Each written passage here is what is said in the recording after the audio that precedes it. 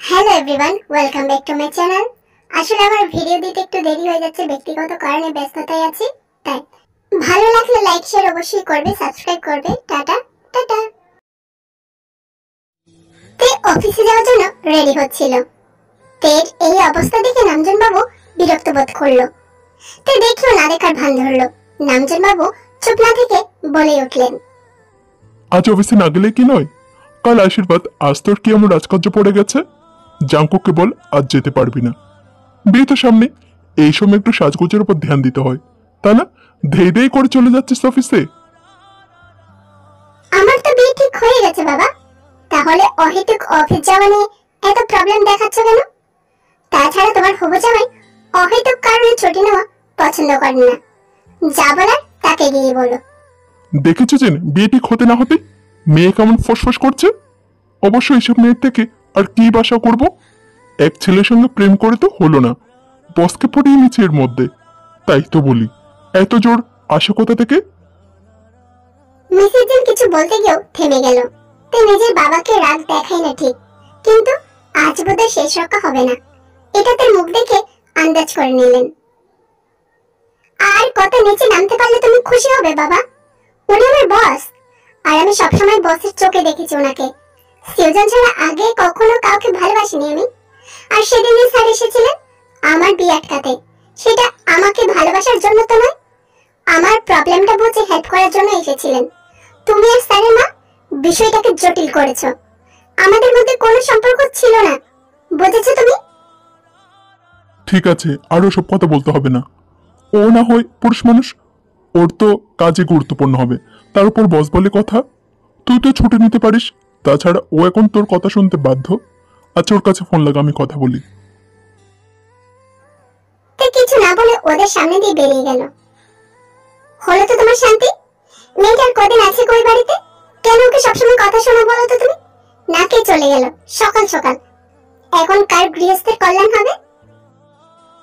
তোমার মেয়েরই রাগ বেশি, এমন করলে শ্বশুর বাড়ির লোক পরদিনই ফেরত দিয়ে যাবে। এত বড় বাড়িতে বিয়ে হচ্ছে, তাও কোনো হেলদোল নেই মেয়ের। যার সাথে বিয়ে হবে তার সাথেই তো থাকছে, তুমি কন্যাদান করে দিলেই তো হলো। আর অশান্তি করো না তো, খেতে দিচ্ছি এসো। ঠিক আছে, তুমি বসো, মেয়ের চিন্তা না হয় জামাই করবে। আমার চিন্তা তুমি কখনোই করোনি, এখনো করতে হবে না, তুমি খেয়ে নাও। থেইম বেহেনে তোমার বউ হবে? ইয়াহো, আমি খুব মজা করব। কবে গো দাদা ভাই বিয়ের তারিখ? নেক্সট উইক, কদিন পরে অফিসে সবাইকে জানিয়ে দেব। সে ঠিক আছে, তাহলে তো সময় নেই হাতে, আমি কি করব তো বুঝতে পারছি না। उधर पे तो शॉपिंग भी करो बाकी, और इधर पे ऑफिस में तो बहुत काम है। आज তুমি बहन के लिए আরেক জায়গায় যাবে। উফ কি যে করি। সুবিন জাঙ্কুকের বিয়ের কথা শুনে লাফাতে শুরু করেছে। এদিকে এত তাড়াতাড়ি এত কিছু অ্যারেঞ্জ করতে হবে সে নিয়েও চিন্তা শেষ নেই সুবিনের। আর সুবিনকে খুশি দেখে জাঙ্কুক হাসছে। ঠিক তখনইতে ভেতরে আসে। জাঙ্কুক থেকে নক করে ঢুকতে বারণ করেছে আজকাল। কদিন পরে বিয়ে, এখনো কি বউ নক করে ঢুকলে ভালো দেখায়? যদিও এই ব্যাপারটা জাঙ্কুক থেকে জানায়নি, তবে হ্যাঁ অন্য বাহানা দিয়ে, বিশেষ করে বন্ধুত্বের দোহাই দিয়ে কথাটা বলে রেখেছে। তার এমনিতেই মুড অফ, তার উপর সবিনকে লাফাতে দেখে জাঙ্কুককে ইশারা জিজ্ঞেস করলো ব্যাপার কি। জাঙ্কুক ইশারা বলে দিল বিয়ের কথা লাফাচ্ছে। সবিন তো দেখে অভিনন্দন জানাতে শুরু করেছে। তের মুখ থেকে জাঙ্কুক সবিনকে বলল, সবিন তোকে যা বলেছি করে আয়। ঠিক আছে দাদা ভাই, और कोई काम है तो मैसेज करके देना। তাই রোজকার মতো আজকেও জাঙ্কুকের ওয়ার্ক শিডিউল দেখছিল। তখন জাঙ্কুক তের হাত থেকে ফাইলটা সরিয়ে একটা জুসের গ্লাস ধরিয়ে দিল। তাই কিছু বলার আগে জাঙ্কুক বলে উঠল, খেয়ে আসুনি তাই দিয়েছি, অন্য কিছু খাওয়ার সময় নেই এখন, কেননা আমাদের এখনই বের হতে হবে, মিটিং আছে এক জায়গায়। আর কাল যেহেতু অফিস অফ থাকবে, তাই আজ শপিং শেষ করতে হবে। এখন চটপট এটা শেষ করো। আপনাকে কে বলল আমি না খেয়ে এসেছি? আমি ম্যাজিক জানি যে, তাই জেনে গেছি। আচ্ছা পরে কথা বলছি, আমাকে কিছু স্যাম্পল নিতে হবে, সেগুলো আমি নিয়ে নিচ্ছি। আমি করে নেব স্যার, আপনি বসুন, তাছাড়া এই কাজগুলো তো আমার। জাঙ্কুক তাকে ভালো করে লক্ষ্য করলো। না খেয়ে এসেছে এটা তো বসলো, কিন্তু আজ কেমন যেন বেশি আপসেট লাগছে তাকে। কি হয়েছে তে? কিছু না, and thank you sir. Jungkook কিছু না বলে চেয়ে রইল। দেখ সুগা, আমার একমাত্র ছেলের বিয়ে, কোনো ত্রুটি রাখতে চাই না আমি। আমি যে দায়িত্ব দিয়েছি সব ঠিকঠাক একটু খেয়াল রাখিস। চিন্তা করো না আন্টি, আমি খেয়াল রাখবো। অফিস থেকে ছুটি নেওয়া হয়েছে আমার। হ্যাঁ, সেই কত খেয়াল রাখিস জানা আছে আমার। আজ দুটো বিয়ে হতে পারতো একসাথে, কিন্তু দেখ কি কপাল আমার। এইদিকে কথা শুনে সুগা জিমের দিকে একবার তাকালো, যে কিনা সবসময় মিনিকে নিয়ে ব্যস্ত। সুগা বেরোতে যাবে তখন মিনি সামনে এসে ঠুট ফুলিয়ে দাঁড়িয়ে রইল। সুগা মিনির মাথায় হাত রাখলো। কি হলো প্রিন্সেস, মন খারাপ নাকি? ভালো আঙ্কেল, তুমি কি শপিং এ যাচ্ছ? আমাকে নিয়ে চলো না। ও এই কথা, আমি তো তোমাকে নিয়ে যেতে চাই, কিন্তু তোমার মামা যদি পারমিশন না দেয় সেই জন্য কিছু বলিনি। জিমিন মিনিকে ধমকে উঠল। আমি দেবই না তোকে যেতে, তুই ওকে জ্বালাতন করবি, তখন কাজের কাজ কিছুই হবে না। চল খেয়ে নিবি। দেখলে আমাকে সব সময় খালি বকে আর বকে, ভালো লাগে না আমার। আমি বাচ্চা সামলাতে জানি জিমিন, তোমার অত চিন্তা থাকলে আসতে পারো আমার সঙ্গে। না, আমার কাজ আছে। মিসেস আই এবার জিমিনকে ধমকে উঠল। অত নখরা না করে সোয়ার সঙ্গে যা না, মেয়েকে নিয়ে অত কিছু করতে পারবে না কেউ। কিন্তু মা, আমি বলেছি তো যেতে। মায়ের রাগের উপর আর না করতে পারলো না, চুপচাপ চেঞ্জ করতে চলে গেল। মিসেস আয়ুর কাছে সুগাও খুব খুশি হলো। মিনি খুশিতে মিসেস আয়ুর কাছে থ্যাংক ইউ জানাতে গেল। সুগা মিনি একসাথে যখন বেরিয়ে যায়, এই দেখে মিসেস আয়ু ঈশ্বরের কাছে প্রার্থনা করেন, এবার ওদের মিলিয়ে দাও। জিমিনও অনেক কষ্ট পেয়েছে, সুগাও ভুক্তভোগী, এবার আর কোনো ভুল যেন না হয়। জাঙ্কুক আরতে একটা 5 স্টার রোস্টারে বসে আছে। পরপর দুটো মিটিং শেষ করে দুজনে বেশ ক্লান্ত হয়ে পড়েছে। এদিকে বেলা প্রায় 1টা বাজতে যায়। জাঙ্কুকের মনে পড়লো যে সকাল থেকে না খেয়ে আছে। জাঙ্কুক সাথে সাথে ওয়েটারকে ডেকে পাঠালো। জাঙ্কুক মেনু কার্ডটা তের দিকে এগিয়ে দিল। তে, তুমি কি খাবে বলো, আর ওটাই আমার জন্য অর্ডার করে দিও। এই মুহূর্তে খাওয়ার কোনো ইচ্ছে নেই, ও না খেলে যে ওর মা খায় না এটা ভেবেই ওর কষ্ট হলো। আমি কিছু খাবো না স্যার, আপনি খেয়ে নিন, আমি বরং বাইরে যাচ্ছি। না বললে তো শুনবো না, কিছু তো অর্ডার করো। বাড়িতে আবার কি ঝামেলা হচ্ছে যে না খেয়ে চলে আসতে হলো? এখন তো বিয়ে ঠিক হয়ে গেছে। বাবার সবকিছুতে বেশি বেশি, আর এসব করে দিন শেষ হবে না, তাই বলেও লাভ নেই। জাঙ্কুক মৃদু হাসলো, খাবারও অর্ডার দিল। আর তো কিছুদিন, তারপর তুমি আমার। না মানে, তারপর থেকে তোমাকে আর মুখ গোমরা করে থাকতে হবে না। আমার বাড়িতে এমন এক জন্তু আছে, ও তো তোমার মুখের হাসি একেবারে মিলিয়ে যেতে দেবেই না। যাই হোক, আমি দুটো স্যুপ অর্ডার করেছি। এখন যদি তুমি হেভি কিছু খাও, অ্যাসিডিটির প্রবলেম হতে পারে। আই হোপ এতে তোমার আপত্তি নেই। এখন থেকে হবু বইয়ের উপর নিজের ইচ্ছে চাপিয়ে দিচ্ছেন। জাঙ্কুক আবার মৃদু হাসলো। না ম্যাডাম, আমার অত বড় স্পর্ধা নেই যে আপনার বাবার মতো আপনার উপর অর্ডার করব। আমি আসলে হেলথ নিয়ে একটু বেশি ভাবি, তাই ওসবে অর্ডার করেছি। আর তুমি আমার উড়বি, তোমার খেয়াল রাখবো না তো কার খেয়াল রাখবো? জাঙ্কুক হাসি মুখে ফোন স্কুল করছে। এই প্রথম জাঙ্কুকের কথাগুলো যেন মন থেকে অনুভব করলো তে। ধীরে ধীরে লোকটাকে নতুন করে চিনছে যেন, আর যতই চিনছে ততই অবাক হচ্ছে। খাবারগুলো খাওয়ার সময়ও তের দৃষ্টি ছিল জাঙ্কুকের দিকে। যতই সুটবুট পরে ফিট বাবু সাজুক আর রাগ নাগের ডগায় থাকুক না কেন, মানুষটা সত্যিই ভালো। এখন অবধি তো এতটুকুই চিনেছি। স্যার, আমি ওয়াশরুম যাচ্ছি, আপনি গাড়িতে গিয়ে বসুন। না, আমি এখানে আছি, তুমি কাজ সেরে এসোতে। তের তর্ক করেনি।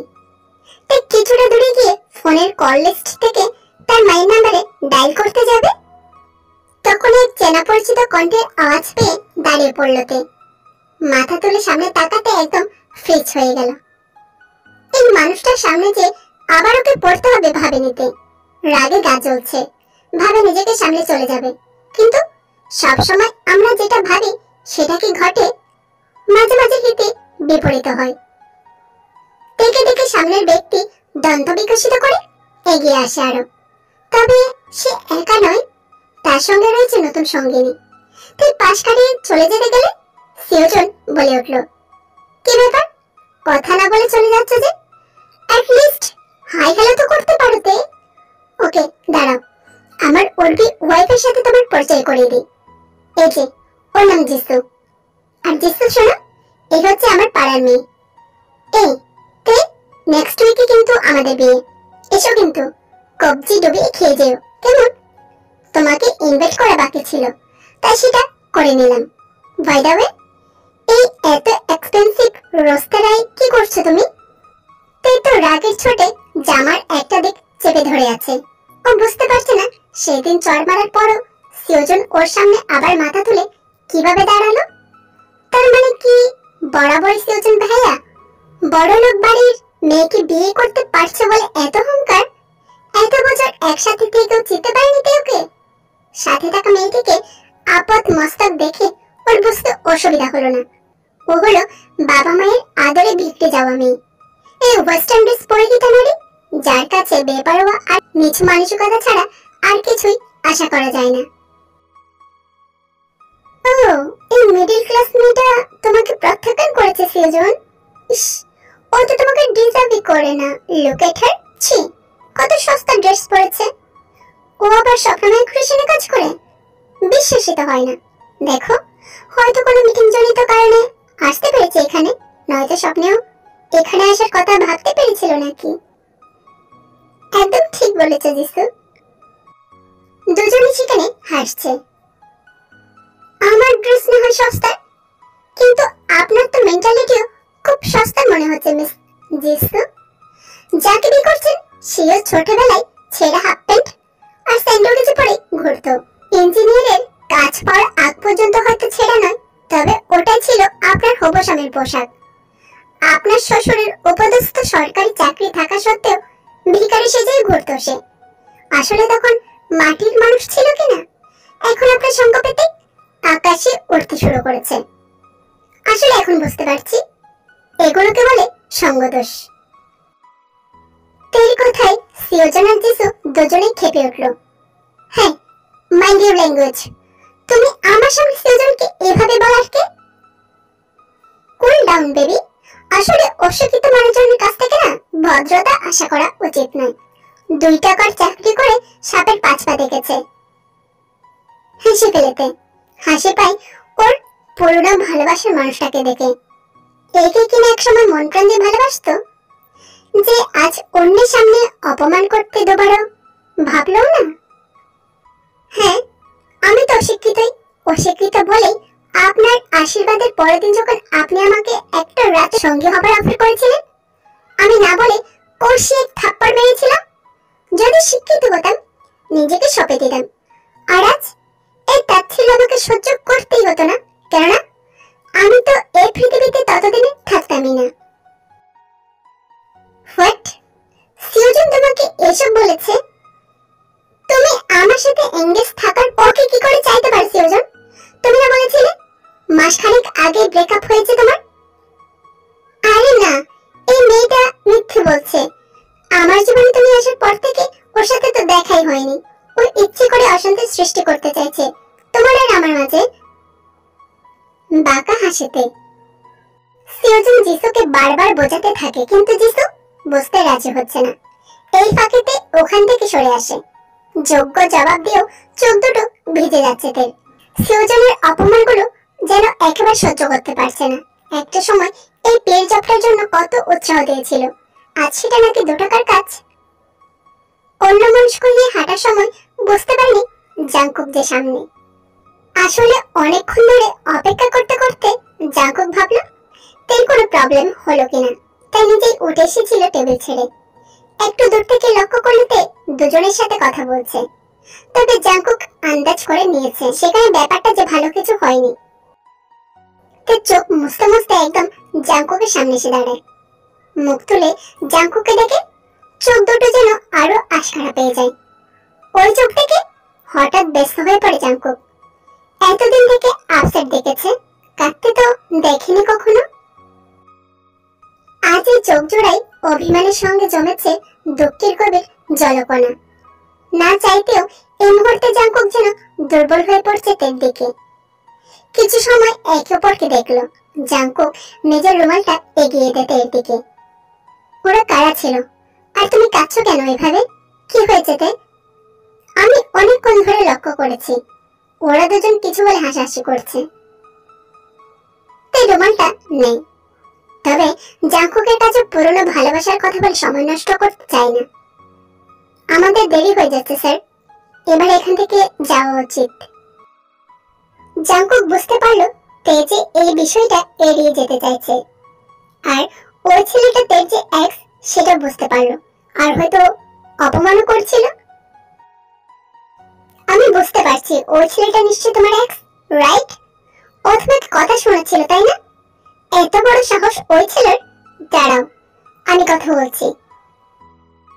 জাংকুক যেতে চাইলে তে হাত ধরে নেয়, আর তে মনে মনে ভাবে জাংকুক যত বড়ই বিজনেসম্যান হোক না কেন, সিওজন এতটা নিচে নেমে গেছে যে জাংকুককে পর্যন্ত অপমান করতে পিছপা হবে না।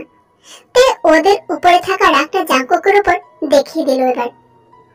কোনো দরকার নেই, সিওজন আমাকে কথা শুনিয়েছে, আপনাকে তো নয়। আপনি কেন কথা শোনাতে যাবেন? বাট তুমি আমার, আপনি এখনো আমার কেউ নন স্যার, তাই আমার উপর কিছু হলে সেটা নিয়ে কথা বলার দরকার নেই আপনার। আমি নিজে আমার হয়ে প্রতিবাদ করে এসেছি, আর অপমানিত হলেও আমি হয়েছি। এটা আমার পার্সোনাল বিষয়, আর সেখানে আপনি কোনো কথা বলবেন না। কথাগুলো বড্ড খারাপ লাগলো জাংকুকের। ও যে বারবার বন্ধুর দোহাই দেয়, বন্ধু বলে, তাহলে তে কি এখনো মানতে পারেনি? তেকে কেউ অপমান করলে জাংকুক কিছুই বলতে পারবে না? এই বিষয়ে কথা না বাড়িয়ে দুজনে সেখান থেকে বেরিয়ে আসে।